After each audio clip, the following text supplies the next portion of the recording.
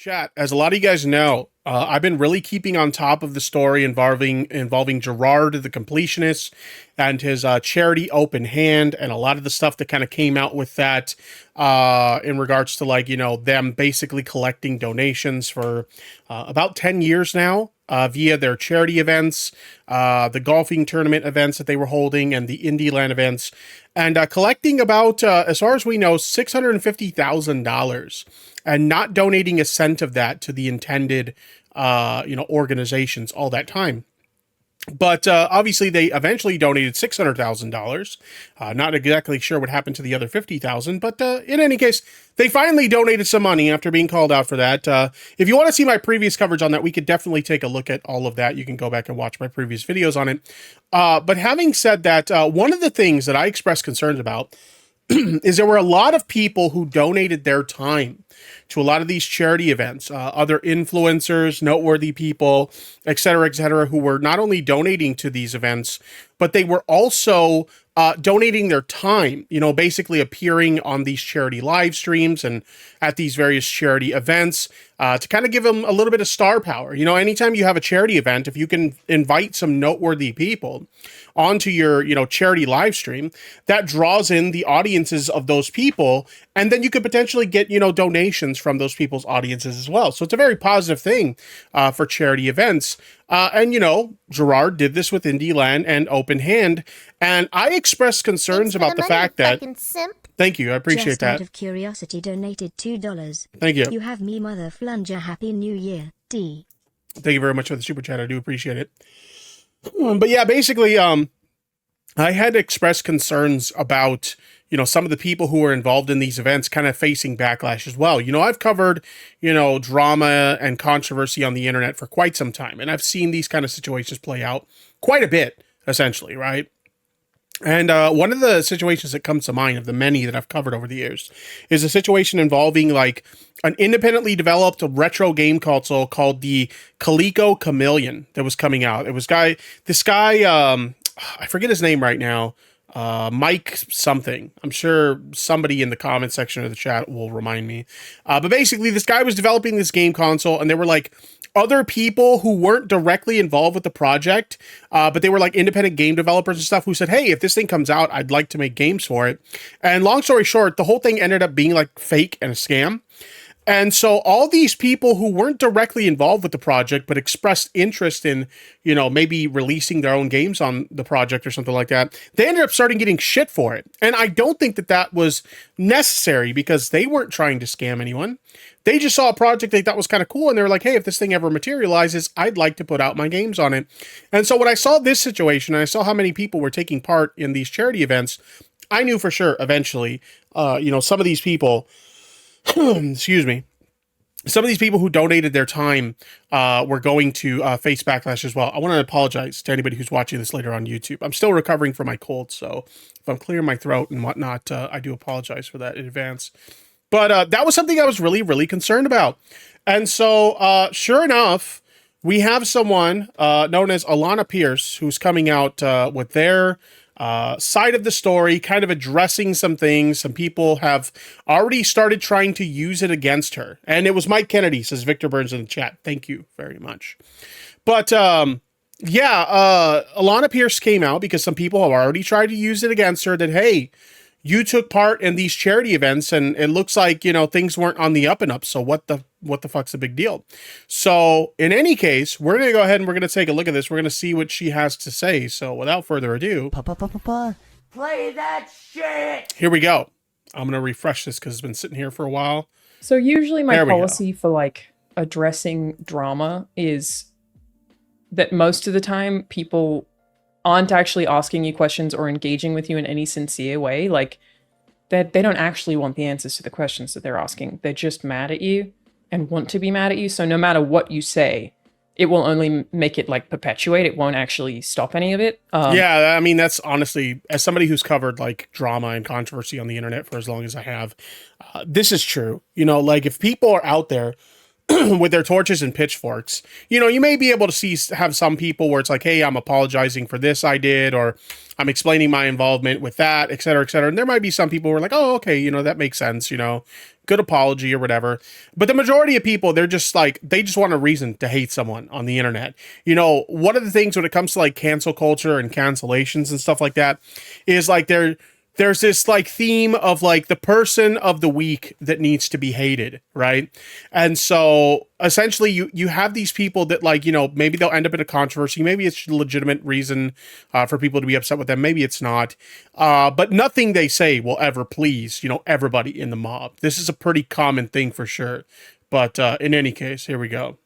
At least that's the attitudes of like most internet drama that people have tried to drag me into. Is like the people are just mad. They want to be mad. They don't care what you have to say. They just want to be madder. So no matter what you say, they'll find a way to be mad about it, right? And this is right. Still one of those situations for sure. But I've seen people be a little bit confused. So I spoke about it briefly on stream. But let me address it here. I am not going to go out of my way to cover the situation effectively. There are so many YouTube channels that have already done that very, very extensively. But to catch anyone up to speed, somebody that I've made content with before, Gerard, who also goes by The Completionist, has a charity called Open Hand, which it still blows my mind. As somebody who used to be a pretty big fan of Gerard's and used to watch his content back in the day, it's nothing against him. I just kind of fell off with his stuff, over time, like, if you've been on YouTube as long as I have, there's creators you enjoy watching and you watch them for a really long time. And then as time goes by, your interests shift to like other things and you kind of lose interest in the stuff that you used to watch. So when I had my falling out with, Gerard's content, it wasn't necessarily because, I thought he was a bad guy or anything at the time. I just kind of moved on to other interests or whatever. But it's crazy to see somebody whose content I really enjoyed back in the day and I used to watch a lot, for them to be involved in a controversy like this. I remember like I actually found out about this situation before it went public. Carl Jobs had reached out to me and was like, hey, just a heads up, I'm going to be dropping a pretty big bomb. And they kind of filled me in on the details. And I was just like, no shit. Like of all the people that like you could tell me would be involved in some kind of like charity related controversy, I never, ever, ever would have imagined it would be someone like Gerard. Pretty wild stuff. Was intended to raise money for dementia research.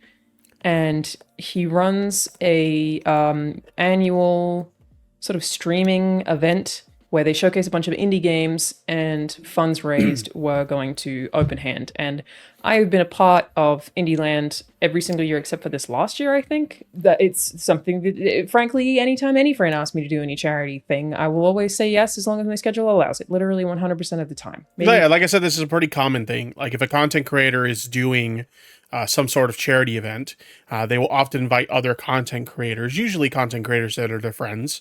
They'll invite them on. They'll be like, hey, can you come on and, appear on this thing? And maybe you can shout it out to your audience and stuff like that. So we can help raise, a lot of money for a good cause or whatever. This is very, very common. This is not outside the norm. Maybe that's naive. I don't know. But it recently came out that none of the funds that were given to the Open Hand charity had been donated to any of the dementia research outlets that they said that they were. They were just being kept. And as somebody who raises money for charity very regularly, I honestly have no idea why you would do that. I don't. Yeah, it doesn't make a whole lot of sense. And let me remind you guys, maybe some of you guys have forgot about some of the details or whatever. We're not talking about a situation where a year goes by and, through some kind of clerical error or something like that, it's like, oh, we didn't donate the money, or we weren't able to, get the terms for the donation that we wanted, like a restricted donation. We weren't able to negotiate for something like that or whatever. This isn't a situation like that. We're talking about collecting money for 9 to 10 years, chat. 9 to 10 years. Oh, shit! Basically a decade of collecting money and it not going where it was supposed to go.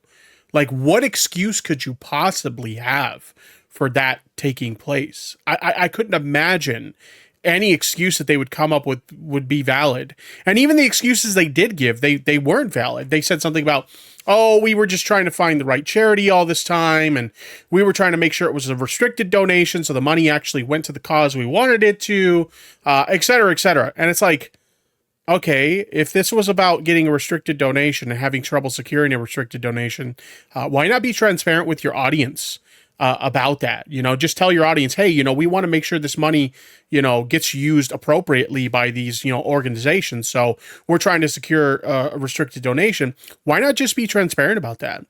And even more so, if you're not giving money to various organizations, why are you telling your audience you are? You know, we're talking about like all this time telling your audience we're giving the money to this org, we're giving the money to that org, you know, et cetera, and you weren't. You just weren't. You were like outright lying. It doesn't make sense. It doesn't take 9 years to get a restricted donation, doesn't. I don't think it does. I genuinely don't see any reason why it would take that long to get, you know, to secure a restricted donation. It doesn't make any sense to me. Now, granted, in fairness, you know, I don't work with charitable organizations. I don't run a charitable organization. So I don't know a lot of the, you know, the strings you got to pull and the hoops you got to jump through. But like, having said that, it doesn't make any sense to me whatsoever. No, I can't answer that. I don't know if Gerard spoke on that or if any of the other YouTube channels that have covered the situation have covered any of that. Like, I don't know. It doesn't make any sense to me. The only time that I've ever been delayed on donating money to charity is if the person that raised the money, like both of my merch runs were for charity, I have to wait to get the money from the person who sold the merch first. That's the only reason it would take me some time. Yeah, and see, like a situation like that makes sense, right? If you're raising money through like merch sales for a charity, you have to wait until you actually get that money before you can send it to the charity, right? Or maybe, you know, some YouTubers have done like, hey, you know, the first month worth of revenue on this video, I'm going to donate it to charity. And then, you know, it usually takes like a month and a half, 2 months or whatever for you to actually see that money, right? And so it's one of those things where, you know, it's understandable if it takes a little bit of time for you to actually get the money in hand so you can donate it. But that's like a couple months, you know, a few months or whatever tops that we're talking about. We're not talking about 10 fucking years. Okay. Like that just doesn't make any sense. Which, as an aside, let me just rant real quick about something here. Okay. It's such a dumb thing with like internet charity culture where I announce a merch run and people like, sure, you're going to donate it to charity, even though I literally always have. And then you donate it and you post a screenshot of the donation and people accuse you of bragging. It's crazy. Be like, you do it for attention or whatever. But like, what? But how? I don't get that. Right? Like, I know what she's talking about because I've definitely seen it happen to people where they'll run a charity event, they'll collect all this money, and then when they finally like post proof that, hey, just letting you know, here's the money that we raised, here's the money actually going to where I said it was going to go, and then they say it's like, you're just doing this to make yourself like look good or whatever, and it's like, I don't understand the logic in that. I can understand if somebody maybe was like giving like a donation of their own money. Just Thank you. Out of curiosity, donated $2. This one is simply out of pain. Thank you very much for the super chat. I do appreciate it.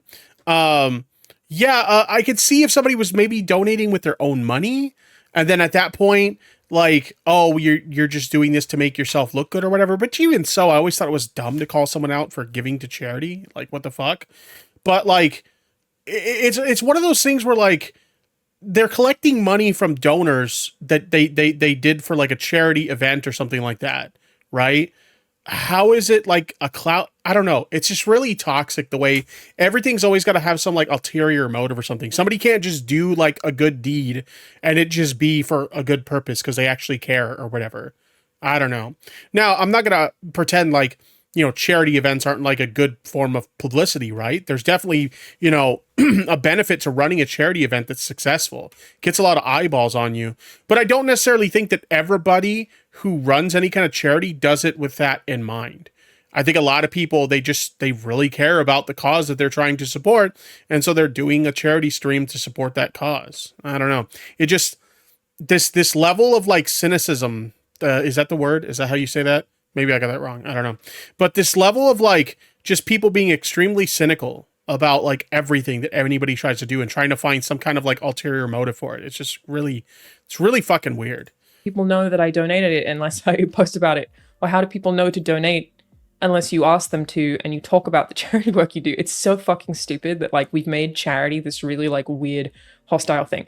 Again, that's an aside, not relevant to this situation. So what's happened here that involves me that I'm taking the time to address is mostly disingenuous, and I know that the account that has been largely perpetuating this has been banned because they also were posting deepfake porn of me, which gives you the kind of indication of how they feel about me as a person and why they were trying to do this. But Okay, yeah, that says a lot. So it's just basically people who are haters of her that are trying to find another excuse to shit on her, which is a really common thing for a lot of influencers, but especially like female influencers. Like, it's insane. By the way, it looks like we're getting raided by the Wigglers. Welcome to the Wigglers. Happy to have you all here. Welcome to the stream. I hope you guys enjoy your stay. We're taking a look at Alanah Pearce's response to the open hand charity controversy involving Gerard the Completionist.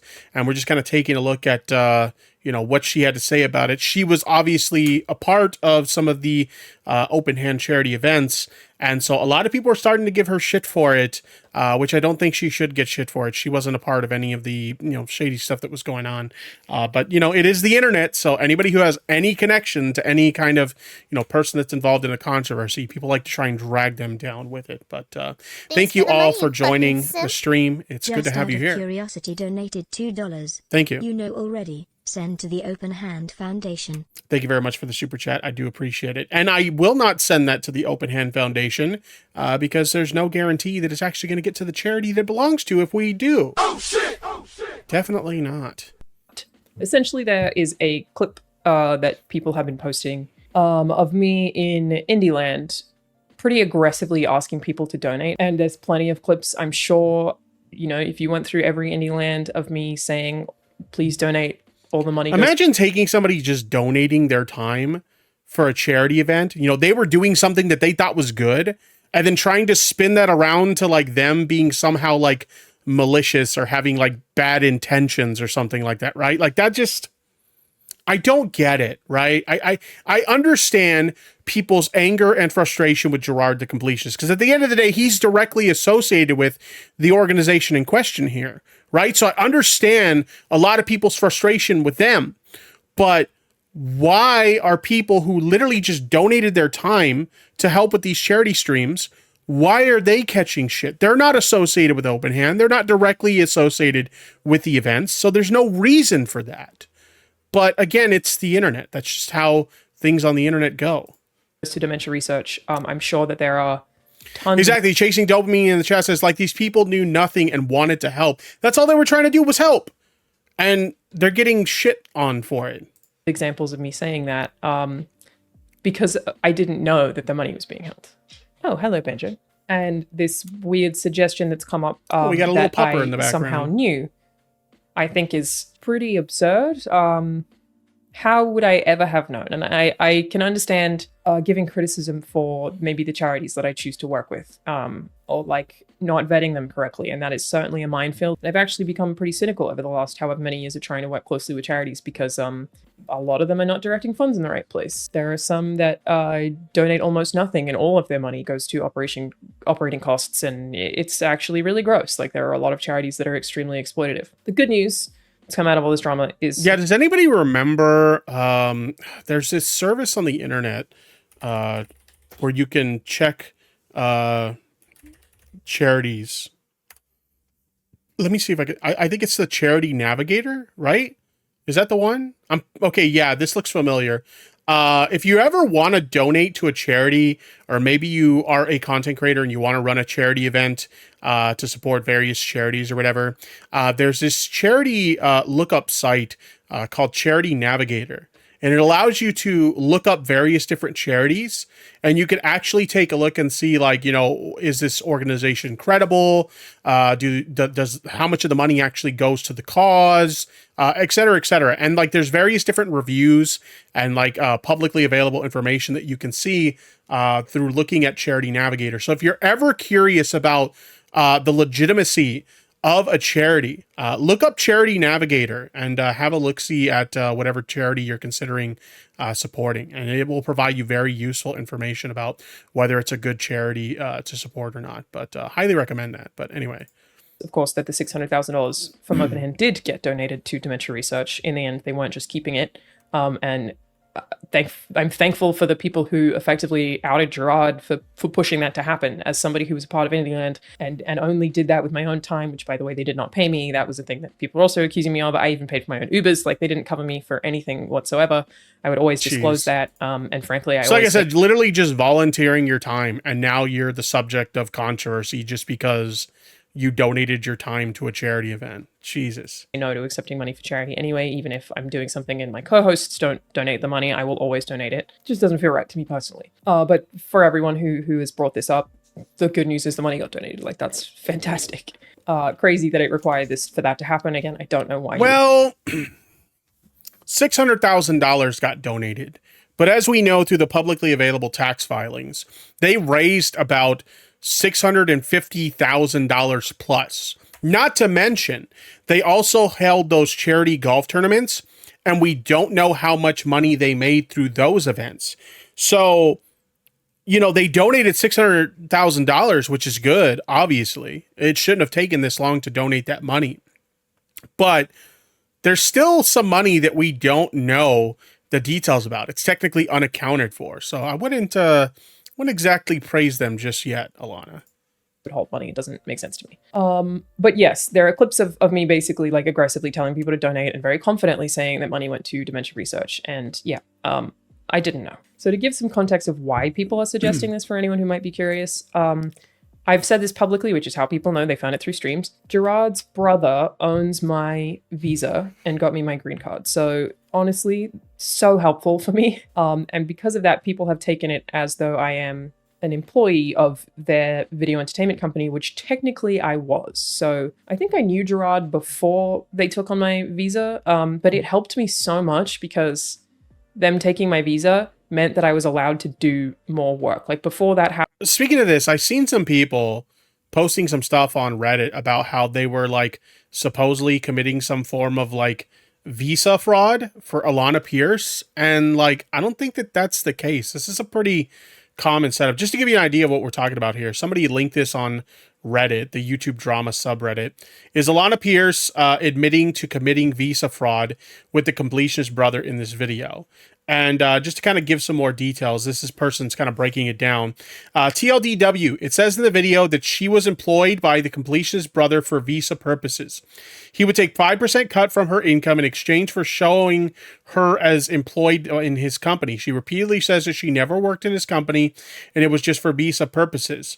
It sounds shady and looks like a possible case of fraud to me. How many shady enterprises is the Khalil family involved in? There's nothing shady about this, okay?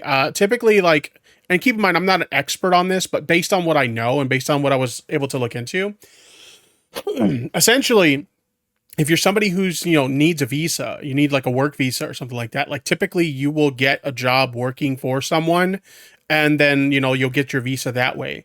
What we're talking about here, though, is we're talking about somebody who's essentially like an independent content creator, right?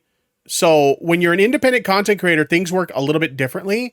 I think it's just a case of like people trying to make an issue out of something that's not, it's a non-issue. So it doesn't seem like fraud to me. They actually responded to this. This is a false representation of what was said in the video and of what actually happened, your second sentence especially. He took 5% of my income because he was my business manager and the company sponsored my visa. It doesn't make you an employee, and he didn't say I was anywhere, nor did I. That's just something the internet invented. The setup I had here is the exact same way it works for actors, musicians, models, etc.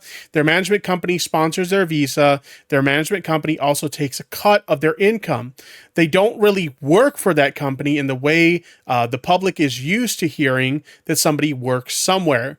FWIW is also, it wasn't just for visa purposes up until the end. He was my business manager. He did plenty of work for me. Just when you're on a visa, it's really difficult to move companies. Now that I'm on a green card, I have different business managers. So they kind of responded to this. It just seemed like another reason for people to try and take swipes at her. I don't know. It's just kind of silly. But anyway. Happened. I worked for Rooster Teeth. I wasn't allowed to make money on YouTube or Twitch or any of that. Like because of the way visas work, you can only make money through your one employer. So when they took my visa, which just happened through, I think my manager knew him and knew that he was a guy who would be willing to do that. He takes 5% of income from me. He's currently not taking 5% from everything. He's taking 5% from my actual job. But basically, And I've kind of like, I've worked with a management firm in the past, and they do a lot of stuff like that. They'll basically take, you know, all your sources of revenue and they'll directly, you know, provide it to you. They'll like, oh, you want us to handle, you know, the stuff with your YouTube revenue. Okay, your YouTube revenue will come through us, and your Twitch revenue will come through us, and your sponsorship revenue will come through us, and we'll just kind of do all the, you know, finance paperwork for you, and then you get paid. Like, this isn't like a very uncommon thing, and it seems like a good arrangement for somebody who's an independent content creator who also needs a work visa. Like, there's nothing shady about that. It just seems like people kind of grasping at straws. the visa allowed me to make money from the internet and work for other companies, where beforehand I was like only allowed to work at IGN or only allowed to work at Rooster Teeth, and anything that I made from YouTube or Twitch or whatever, which I don't think I was even doing back then, to be fair, but I wasn't partnered on Twitch, but my YouTube income all went to Rooster Teeth, and then they took a cut and then they would pay me, which is such an exploitative, shitty system. Like, it's insane, because that's the way the visas work. You can only earn income from the person who owns your visa. So when this company took over my visa, it meant that they can still, all my money still went to them, but they were paying me all of it. And I was able to work for more different companies and do like different sponsorships, which I wasn't allowed to do on a visa because they would have to sponsor Rooster Teeth first, if that made sense. It's an annoying mess. So that made people draw a connection that so essentially it's a management firm. She was signed under the management firm, and they took all her revenue from her various different sources of work, and then they funneled it to her. Like, it's pretty common stuff for anybody who works pretty much in any form of entertainment and needs a work visa. I am like some sort of like full-time employee of that company, Tove, which I'm absolutely not. They own my visa. They helped me get my green card. It's very, very, very helpful for me. And I've been very open about it and said that that's a thing. But Tove and Open Hand are not the same thing. They're not the same organization. So Tove is the company that, again, owned. Rambo says, I remember hearing about Twitch having to thwart payments for European streamers due to tax purposes. I can imagine this visa stuff helps prevent that tax withholding many Euros face. I don't know if this would necessarily have anything to do with that, but I do know what you were talking about. Yeah, that was there was like some tax law reform in the UK, and it really fucked over like a lot of like content creators from the UK. Yeah, it was really messy shit. My visa allowed me to work more freely in exchange for 5% of my income. And then Open Hand is like, yes, I think technically the same family runs that, but like I never had anything to do in any capacity with Open Hand whatsoever. Yeah, just because a family member who runs her management firm that she was working with also is involved in Open Hand, that doesn't mean that there's a connection there. You know what I mean? That's like saying anybody who is employed by, I don't know, Elon Musk through Tesla also has some involvement with SpaceX or, you know, Twitter or something like that. Obviously, it doesn't fucking work that way. Just because, you know, somebody who runs an organization is connected to another organization doesn't also mean Alanah Pearce has any connection to that organization. I think I kind of like confuse a lot of people there. But anyway, I think you kind of understand my point. The exchange was literally, you get me a visa, you get 5% of my income for as long as I'm on that visa. That was the exchange. So yeah, people drew some... No offense, get real work. I mean, do you have any idea how much work is involved in content creation? I understand that like maybe you watch YouTubers and you think that they just like turn on a camera and they just like say stuff and then like magic happens. It doesn't exactly work that way. I mean, don't get me wrong. There's definitely some lazy creators out there that are really fucking lazy with their content, but not everybody is like that. Whether you like to admit it or not, content creation is real work. And a lot of people are very successful at it, and they work very hard to achieve what they have as content creators. I don't understand how we exist in 2023 where being an independent content creator has been a career as long as it has, and we still have people that say get a real job to content creators who are very successful at what they do. I don't understand. It honestly just comes off as jealousy to me, you know? Like someone who doesn't have the initiative to put in the effort and build something like this for themselves. They're just mad that someone else did it. You know what I mean? Like, I don't understand. Some connection there as though I would know more. Like, I don't know the ins and outs. With as long as people have been doing independent content creation as a job, it blows my mind that we still have people who don't look at this as a real job. Tove, I don't know who else is employed by Tove. I don't know any of their finances. I don't have any input. I'm not like on a board there, which is like a thing people have drawn. They just had my visa because I needed somebody to take my visa. Like that's it. And I, in no other capacity, ever did any work for them. Like I never did any work for them at all. I don't even know what that would be. Like maybe it's like Gerard's editors. I literally don't know. I just know they got me a visa in exchange for income, right? And that's where like I saw some people who weren't being disingenuous and just trying to get mad at me get like confused and be like, wait, she works for them? Why do we not know? There's no such thing as lazy work, you class traitor. You know, that's an interesting thing is like I'm somebody who I hold a day job and I'm an independent content creator on the side. And I know this might be hard for some people to believe, but I actually think I put in more work as an independent content creator than I do at my day job. Okay, you know, I got to find topics to like actually cover for you guys. I got to put in the research to make sure that everything I share with you guys is on the up and up, so I'm not sharing misinformation with you guys. After I do the stream, then, you know, I have to edit these clips and upload them to my channel. I got to create thumbnails for these things, schedule them. Like there's a lot of work that goes into this shit that I don't think people realize when it comes to being a content creator. Like it's not as easy as a lot of people think. And again, that's not to say that there aren't content creators who are very lazy with their content. There definitely are. But I don't think everybody who is a content creator doesn't, quote, have a real job. When I look at the amount of work that I put into my channel, and I don't even do top tier content, but like when I look at the amount of work that I put into my channel and I see people who are like, get a real job, I'm just like, you have no idea what actually goes into this. And this isn't even my main gig. This is a side hustle for me. But anyway. About this. People who seemed like they were being genuine got confused there. And I, of course, had absolutely no idea that any of the money that was going to Open Hand was not being donated. You could totally criticize me for not vetting it further. And yeah, again, maybe naive, but I effectively, like I said, do virtually always say yes anytime any friend asks me to do charity work. That's my whole stance on that kind of shit is like, I don't think that I deserve a public platform more than anybody else does. And if I have one, then I think that if I'm not using it to try to do something good, what am I doing? That's how I think that's a really good way to look at things, right? Like if you have a platform, and this isn't to say that everybody has to use their platform for, you know, some kind of, you know, political statement or, you know, necessarily supporting good causes or whatever. But I think it's very admirable when you look at a creator who could easily just look at themselves and be like, oh, I'm just here to make money and I don't give a fuck about anything else. I think if you have someone like that who's like, hey, I have a platform and I can use this platform to do good things, so why the hell not? I think that's a very admirable thing, like an admirable way to look at having a platform, you know? I got a lot of respect for that. am even comfortable existing on the internet. And that's why charity is a big part of what I do. And it motivates. Dave Hedge in the chat says I spend about an hour of stream per week reviewing movies and TV shows, which takes me 10 hours to do, plus travel time, plus me seeing the films in the theaters, time spent preparing the reviews, etc. Yeah, exactly. I mean, again, like I can't emphasize this enough. There's definitely people who are very lazy with the content that they do, but that's not everyone. A lot of people are very passionate about the content they create, and it takes a lot of time and energy, you know? And the unfortunate reality is not every creator who puts in that time and energy is going to be successful. You have a lot of people who are essentially putting in a lot of work into their content for basically free or very little money.